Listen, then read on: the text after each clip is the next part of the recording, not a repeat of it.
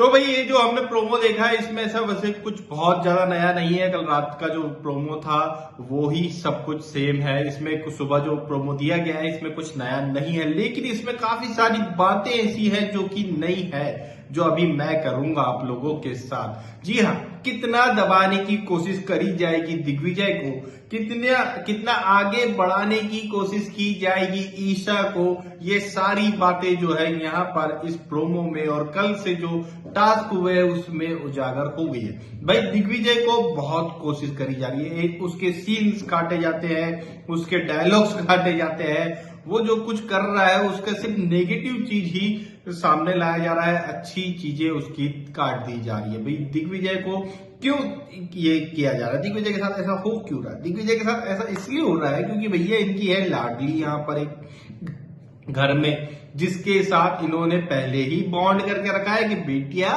तुम जाओ घर के अंदर, तुम टॉप 3 में ही आऊंगी, फिनाले ही में रहूंगी, तुम टेंशन मत लो, तुमको तो हम नॉमिनेट भी नहीं होने देंगे, तुम तो सीधे ही फिनाले में ही दिखोगी भाई, बिटिया टेंशन ना लो। ऐसा ही है, बस यही जो है ना इनका, इसके आड़े आ रहा है दिग्विजय। क्योंकि दिग्विजय, इन लोगों ने सोचा नहीं था कि दिग्विजय इतना बड़ा फैंडम निकल जाएगा और इतना कुछ हो जाएगा। उन्होंने सोचा था कशिश वाला ही लेवल दिग्विजय का भी रहेगा, कुछ दिनों में इन्हें हम बाहर निकाल देंगे, मगर यहाँ कहानी उलट हो गई। दिग्विजय ने एकदम आकर के जिस तरह से, शुरू में तो थोड़ा सा ढीला रहा, लेकिन फिर जिस तरह से उसने टारगेट करना शुरू किया चुगली गैंग को, ये जो है खटक गई बात भैया। और ये चुगली गैंग को टारगेट तो किया ही किया, उसके अलावा जो बातें वो छुपाना चाहते थे बिग बॉस ईशा की, वो सारी इनने बोलते चला।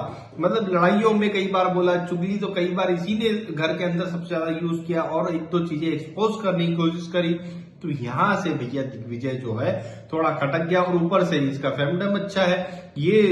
अगर ये आगे चलते रहा इसी तरह से अच्छा आगे करते रहे तो भैया हमारी लाडली कैसे पहुंचेगी फिनाले में। ये जो है बिग बॉस का गेम था, और ये जो टास्क प्लान किया गया था वो इसीलिए था भैया, ईशा को ही इस टास्क में इम्यूनिटी देने का प्लान था। कोई लोग अगर ये सोच रहे हैं ना, तो भैया तुम पोगो देखो, जिनको ये लग रहा है कि नहीं ऐसा कुछ नहीं था, तुम पोगो देखो, बिग बॉस के लिए तुम नहीं हो, मत देखो भैया। ये 18+ और जिनका दिमाग 18+ होता है वही देख सकते हैं बिग बॉस, मत देखो आप लोग, पोगो देखो। जिनको ये लग रहा है कि ये टास्क ऐसा नहीं था, ये ईशा के फेवर का टास्क प्लान नहीं किया गया था, ईशा को इम्यूनिटी देकर के सीधे फिनाले में पहुंचाने का प्लान बिग बॉस का नहीं था, ये अगर किसी को लग रहा है ना तो भैया तुम पोगो देखो, तुम्हारे लिए ये नहीं है। सीधा सा भैया टास्क, सबसे पहले दावेदारी का प्लान किया गया कि 2 टीम बनाई गई, जिसमें संचालक बना दिया गया सीधे अविनाश को, और 2 टीम बना दी गई। ऑब्वियस था कि वो टास्क किस तरह से ही होना है, वो पेंटिंग कंप्लीटली बनेगी ही नहीं, ये पता था उन्हें, पता था कैनवास पर किसी की पेंटिंग बननी ही नहीं है। लास्ट में हम पूछेंगे अविनाश से, भैया तुम किसको बनाना चाहते हो, बताओ जल्दी से, तो वो तो जाएगी ऑलरेडी ईशा की तरफ ही, तो ईशा वाले जो गैंग है वो पहुंच जाएगी हमारी टाइम गॉड वाले टास्क में। और हम इसमें एक काम ये करते हैं, पहले वाले टाइम गॉड्स को हमने इम्यूनिटी नहीं दी, उन्हें नॉमिनेट और ये और वो सब झमेले दिए हैं, तो इसमें अब हमने ईशा बेटिया को बचा कर सीधे फिनाले में पहुंचाना है। जो हमने एमजी पहले ही साइन करी है उसको इस शो में भेजने से पहले, वो तो कंप्लीट करनी है। तो भैया एक काम करते, सीधे इम्यूनिटी देते हैं, और इसमें वो बनेगी वही, क्योंकि हम संचालक बना देंगे रजत को, ताकि अपोजिट साइड से लड़ने और खेलने वाला कोई नहीं बचेगा।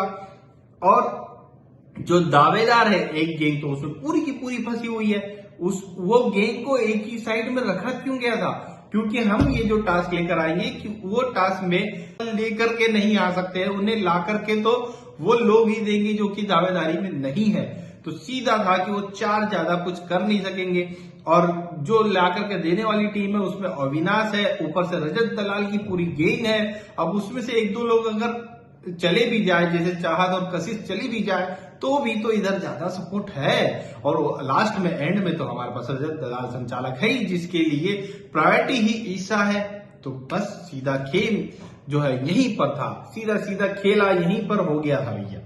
प्लान जो था यही था कि ईशा को हम यहां से इम्यूनिटी दे देंगे और फिनाले में पहुंचा देंगे। और भाई ये लड़की को पता था ऑलरेडी, क्या है ये लड़की, इन्होंने पहले ही कॉन्ट्रैक्ट साइन किया हुआ है कि भैया फिनाले उससे नीचे कहीं नहीं।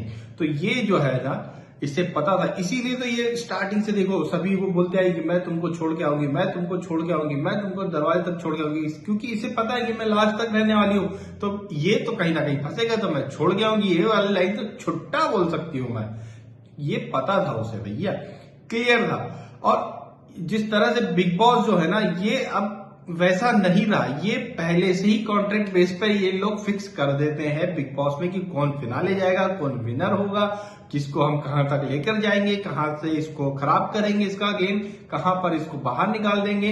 रजत दलाल को जो है लोग अभी काफी ये समझ रहे हैं कि फिनाले और फाइनलिस्ट और ये जीत जाएगा। भैया नहीं नहीं नहीं नहीं नहीं, ये नहीं जाने वाला।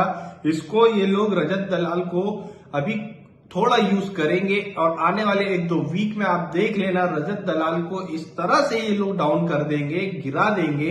और जैसा लव कटारिया के साथ हुआ था ना, लव कटारिया के साथ क्या हुआ था, जबरदस्ती का उसको डाउन करने की कोशिश करी गई थी, उसको हथकड़ी बना के पूरा रात भर रखवा दिया गया था, सजा दी जा रही थी, ये दिया जाता, और फिर घर वालों के अंदर एक माहौल बना दिया गया कि हाँ ये खराब है, ये खराब है, और फिर उन घर वालों से वोटिंग करवा दी गई किसे बाहर जाना चाहिए और बाहर।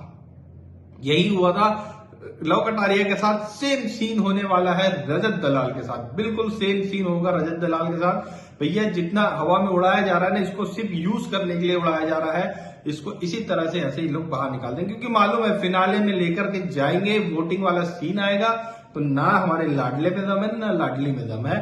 इसकी वोटिंग के बेस पर तो यानी इसकी वोटिंग का जो बेस बन चुका है ना ऑलरेडी, उसके लेवल पर इन लोगों का नहीं है। लाडली तो है ही नहीं कहीं पर, लाडली तो 6वें-7वें नंबर पर चल रही है रैंकिंग में।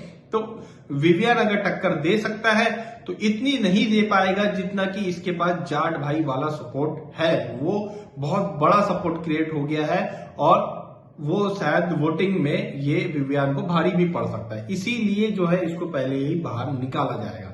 और फाइनलिस्ट जो विनर जो 2 खड़े होंगे सलमान के आजू बाजू में, वो होगी ईशा और विवियन। जी हाँ, बिल्कुल बिल्कुल यही 2 होने वाले हैं।